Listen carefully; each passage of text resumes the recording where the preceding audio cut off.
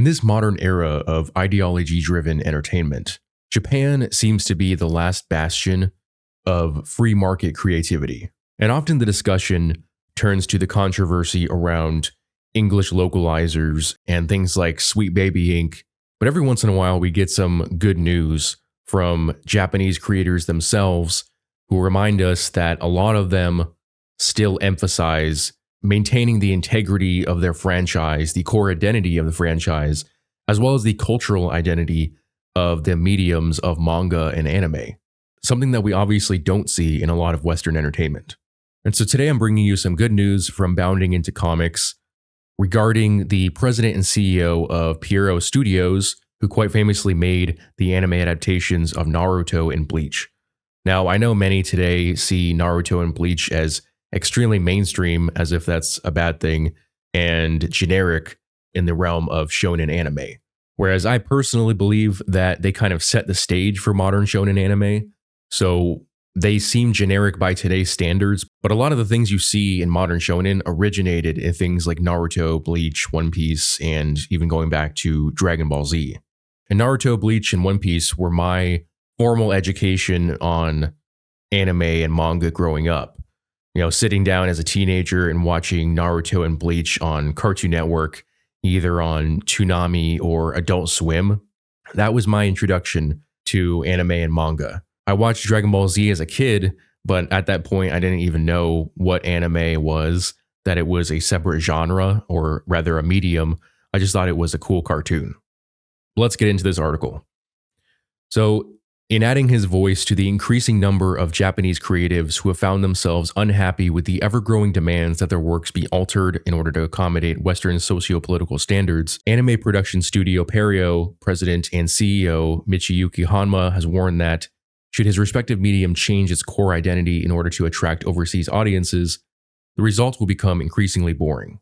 Which is an important point to bring up, because we often talk about wokeness and DEI and political ideology, but there's also the fact that if you remove some of these things that Western audiences may see as inappropriate or not fitting into modern cultural standards, if you remove those things, you're also removing something that's unique to that medium.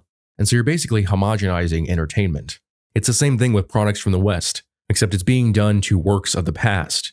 They're rebooting and remaking past fiction in a way that conforms to modern cultural standards. Or they'll make a World War II film, but they'll paint over the worldview and cultural experience of people in that time period with a modern worldview, which to me defeats the purpose. What's the point of showing a different time period if you're going to erase the cultural value of that time period? But continuing on, Hanma, who during his thus far tenure at the studio has overseen the production of such anime series such as Bleach, Bleach Thousand Year Blood War, Naruto, Naruto Shippuden, Boruto, Naruto Next Generations, and Kingdom, offered his thoughts on this hot topic while speaking with the Japanese entertainment news outlet Comic Natali for their anime studio staff-centric interview series Anime Studio Chronicle. Eventually turning to reflect on how popular the aforementioned Naruto trilogy has been with overseas viewers. At current, roughly 30% of Studio Pierrot's video sales come from overseas audiences, with the trio of series and their related films being by far their best sellers. The studio boss asserted, "I am endlessly grateful to have had the opportunity to meet and produce a great work that will become a long-term series that will last for years. However, it is difficult to make a work that will be popular overseas or that will become a long-term series." To this end, Hanma explained, "Of course you can aim for the top half, but if you make animation with that in mind, it will become increasingly boring. We don't make characters smoke in order to take some series overseas," he continued. "We have to make the violence a little less violent and avoid sexy expressions. If Japanese animation is bound by such restrictions on expression, there's no way that people overseas will want to watch it."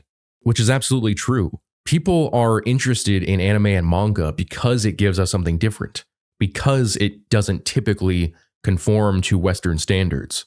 Now, obviously, that relationship between the studios and the manga authors themselves and us, the Western audience, is a bit tenuous due to localizers and how they view their job as reinterpreting the material rather than simply translating it.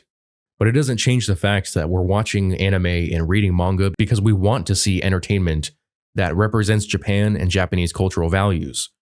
And that doesn't always mean completely erasing Western values, because you'll see anime like Attack on Titan, like Vinland Saga, where they will represent Western values, Western beliefs, and even Western cultures, despite being in the medium of anime.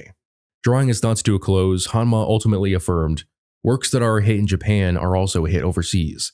I believe that we must not make the mistake of approaching anime production in the wrong way." As noted above, Hanma is thankfully far from the first Japanese creator to speak out against the ongoing attempt by Western audiences to force the Eastern countries' various entertainment mediums to appeal to their own tastes and sensibilities. I think that's an incorrect assumption that it's the Western audiences, because I don't think it's a large portion of the audience.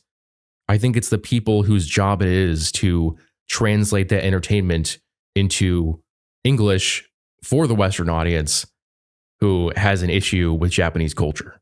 The article continues on with the Mana series producer Masaru Oyamada, who said, "I think the visuals of the Mana games are a distinctive characteristic. Therefore, it is best to deliver the game based on the developer's creative vision. For example, there are many different types of characters in the Mana series. I think the fun of the game is encountering this mysterious world and its inhabitants, and because of that, we don't have a strong focus on a particular audience. However, we do work on the game while bearing in mind that the Mana series is loved by fans from all over the world." And that's also an important thing to keep in mind, is that your target demographic is the people who enjoy your franchise or your story. You shouldn't be seeking a specifically male audience or female audience or black audience or gay audience. If you craft a well-written story, you're going to get a variety of fans. And once you gain those fans, what you need to do is simply appeal to them and not do what Western studios are doing, which is try to change everything and appeal to this new, young phantom audience that Hollywood has been chasing for over a decade now, and they still haven't found. The article concludes on a quote from Yasumiyu Matsuno, the Final Fantasy Tactics director, who says, "I believe that it is unacceptable for someone to alter a work without considering the original author's intent. However, when the market or language is different, a direct translation may not convey the intended meaning accurately. This is especially true for humor.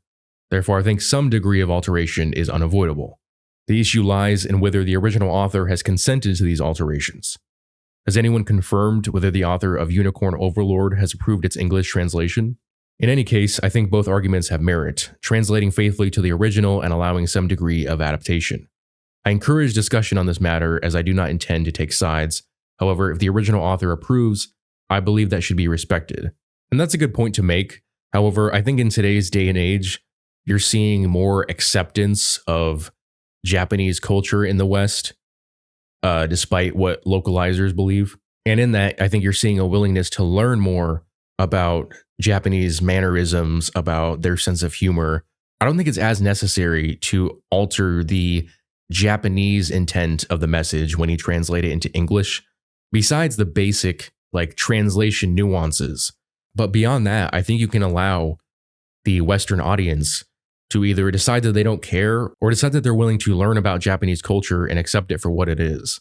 So there are still a lot of creatives in Japan who believe in maintaining the cultural integrity of their franchises. Although there's a surprising foreigner who also believes in maintaining the cultural integrity of a Japanese studio. This comes from another article abounding in comics. SNK's royal Saudi Arabian owner aims to have the King of Fighters developer retain its Japanese identity, which is kind of interesting considering this game and also considering censorship standards that companies like Disney apply to their films when shipping them to the Middle East. But the article reads, according to current company owner Saudi Arabian Crown Prince Mohammed bin Salman, rather than attempting to change the core culture of the King of Fighters series developer SNK to appease foreign audiences, he believes the key to the company's future success is keeping it true to its original Japanese identity, which is awesome. The opinion of His Royal Highness, who took 100% share ownership of the developer after it was purchased in 2022 by his nonprofit MISK Foundation, was first divulged to the public courtesy of SNK's current CEO, Kenji Matsubara. According to the CEO, when pressed as to whether he would like to move SNK to Saudi Arabia and make it bigger, or develop more and more games using SNK's IP in the US and Europe, the Crown Prince reportedly asserted in turn, I want SNK to grow as a Japanese company. I want it to once again be as bright and soaring around the world as it was in the 1990s.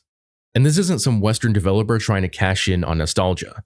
This is a guy who got this company because he believes in it and he wants it to be exactly what it is. That's very rarely something you'll see in the West. And it's really surprising coming from the Middle East, to be honest. And what's even better is the quote from the series producer where he says, "For us, we're just focused on making games. We're not a political company or anything like that, so it doesn't affect us in any way. It has no effect on our creative output. We have full freedom on what we want to create." Further denying that their identity would be altered due to their new ownership, Oda added, "One thing we would say is that our ownership are generally fans of the IP, and they have been forever. So it's up to us what we want to do as far as creating content goes." Now, this is amazing. This is the exact opposite message of someone like Bob Iger at Disney, who, even though he claims that they're going to steer away from focusing on the message and get back to entertainment, will also turn around and say that Disney has a duty to stand for certain values and to make sure that their entertainment reflects that. Except it's Bob Iger who's determining those values.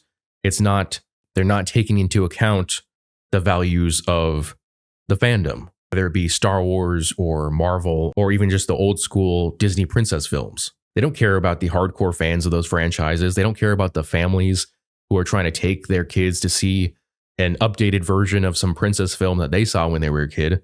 They just care about preaching the values that Disney believes in. Now, unfortunately, you don't really hear of any people in the West who are as rich as the Prince of Saudi Arabia who are willing to shell out money to maintain the cultural integrity of a company like SNK. There's been rumors that Elon Musk is going to back Nelson Peltz if he tries to go for the board seat of Disney again and, maybe even buy out Disney someday. That seems unlikely. But man, I know if I had the money, I would buy Marvel from Disney. I would take the movies, I would take the comics, I would completely reboot everything, start from scratch, and the movies would be focused on adhering to the source material, and the comics would certainly be less focused on political partisanship. But while that idea belongs in the realm of fantasy, this kind of stuff doesn't, and that's why I said it's nice to hear stuff like this, with all the outrage content, and we love to complain, we love to bash on super woke entertainment and stuff, but it's good to hear something positive. I wish we were hearing more positive stuff from Western studios, gaming studios, movie studios. But for now, it'll have to be enough that we're hearing it from Japan. And hopefully we will continue to hear it into the future as the entertainment world develops. But let me know what you guys think in the comment section below. As always, if you enjoyed this video, I would appreciate it if you would hit that like and subscribe button, as well as the notification bell so that you never miss out on a new video. Thanks for watching.